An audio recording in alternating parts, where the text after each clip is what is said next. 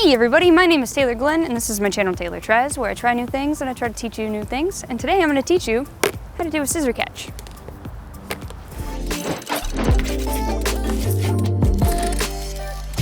The scissor catch is not that complicated and it's a great way to end a 3-club juggle. It also opens up the world to a whole other style of juggling tricks involving scissor catches, so it's a great thing to add to your 3-club repertoire. Before I get into how to do scissor catches, I wanted to take a second and thank everyone who's a member of my Otter Club over on Patreon. It's because of you guys that I'm able to make these tutorials for everyone else, so thank you so much. If you find this tutorial helpful and you want to support me, consider pledging on Patreon. For as little as $2 a month, you can help me out a lot and make sure that I can continue to make this great stuff for everyone else. In addition to helping me and getting some cool exclusive rewards, you also get access to an extended version of this tutorial. In the extended tutorial, I'll cover ways to get out of the scissor catch, as well as some cool variations. All right, let's get cutting. Get it? Because it's a scissor? I think it's funny. In order to do a scissor catch, you don't really have to know anything else. In fact, you don't even have to know how to do the 3-club cascade. That being said, I do recommend that you know how to juggle 3 clubs and that you're pretty comfortable with how they spin and how they move. I also recommend that you know how to catch 2 clubs in one hand. If you don't know how to do any of those things, I have a tutorial on how to juggle 3 clubs where I cover all that information. There's a link in the description if you want to go watch that. If you're comfortable with all that stuff, let's take a look at what's happening in a scissor catch. The scissor catch is pretty easy to understand. It's holding 2 clubs in one hand, throwing a 3rd club up, and catching it between the 2.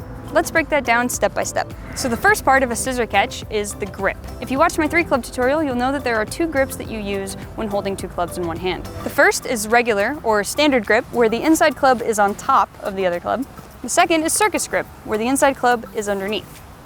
Now, I'm going to be covering how to do scissor catches with both grips, but that being said, I do find that the regular grip is actually superior for scissor catches, as it gives you a little bit more control and opens you up to more variations. So if you are somebody who does circus grip, that's totally fine, you can learn it that way, but I do recommend maybe trying to learn it with regular/standard grip as well. Now, something that's worth noting is that for scissor catches, I find it's easier to be slightly lower on the club than maybe you would be normally. If this is how low you normally are, great, you're already there, but I tend to actually be a little bit higher up. But for scissor catches, it's helpful to be a little lower down so the club has room to slide in. So we're holding our 2 clubs in one hand. Normally when we're doing this, our palm is facing up. But for the sake of scissors, we're gonna turn our palm so that it's facing down. This is how you're going to catch the scissored club. If you're a circus grip juggler, your club should already be set up to do a scissor catch. So just keep them where they are. When we're doing a scissor catch, we're going to be loosening and tightening this grip as the club slides between them. So just take a second and kind of play around with opening and closing your hand a little bit. In circus grip, that control usually comes by manipulating the bottom club between your thumb and your back fingers in order to create that open and closed grip. In standard grip, you're achieving that control by flaring open your hand and letting the bottom club extend into the rest of your fingers. These are the techniques I've noticed, but everyone is different, so play around with it and see what works best for you. I want you to then pull them up just slightly, just a little bit, towards you, and as you do, I want you to loosen the clubs and then bring them back down and tighten them. So we're gonna bring it up, open your grip just a little bit, bring it back down and tighten it again. The separation doesn't have to be intense. It doesn't even have to open. It can just be that you're loosening your grip. The idea is that you don't want to be pinched so tightly that nothing can get in there. Just loosen your grip a little bit, and then as you come down, tighten it back in. Practice this little bounce up and down.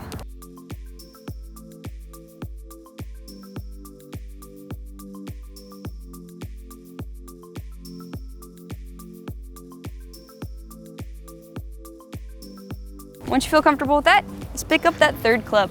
All right, now we have a 3rd club. Put the club between those 2. Just hold it there for a second, let it sit, kind of feel what that feels like. This is where your scissor catch is gonna end. Now getting into it can be a little more tricky. What you're gonna do is you're gonna throw a single with this club. And as you do that, you're gonna kind of lift this other hand, just like we were practicing, to kind of match the club. As we're lifting up, we're gonna open our palm a little bit. That club is gonna swing around. We're gonna come down and catch it.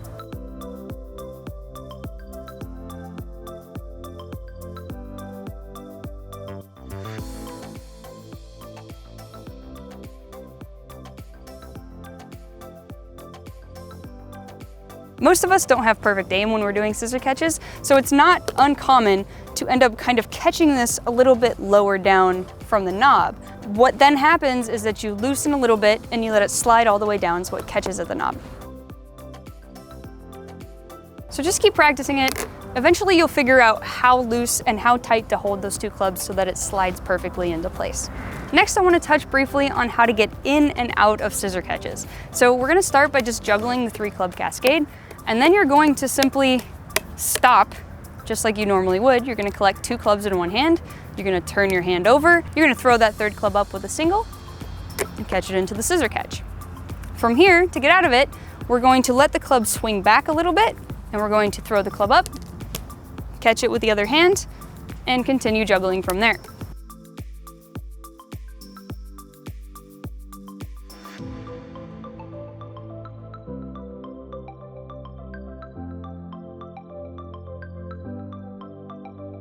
That swing out can be really hard at the beginning when you're not used to it. What often happens is you end up throwing it too far out. Honestly, that just comes with practice. The more that you do it, and eventually you'll figure out that perfect spin. The last little tip I wanted to leave you guys with is if you're having a hard time opening and closing these 2 clubs, what you can do is stick your index finger between those 2 clubs, and then as this club comes in, you're going to pull your index finger out. I find that what that does is just forces open these clubs and gives me more control of where they're at. Admittedly, this is how I learned how to do scissor catches, and it's still how I default to doing them. I think a lot of people might frown upon it and see it as kind of a bad habit. I don't recommend that you do it, but it's there if you need it. All right, that is all I have for you today on how to do scissor catches, unless you are a member of my Patreon, in which case there is an extended part of the tutorial right here where I'm gonna cover some fun tricks, some ways to get out of it in a fancy way, as well as this weird thing. So if you're interested in that, you can get that for $2 right now. Go over to my Patreon, sign up, and you'll get immediate access to it. Thanks for watching this tutorial. I really hope it helped you. If you have any questions, feel free to leave them in the comments and I will do my best to get to them. And if you're wanting more juggling tutorials, go check out my channel. Subscribe so that you know when they all come out. So go look around, go shopping. It's free.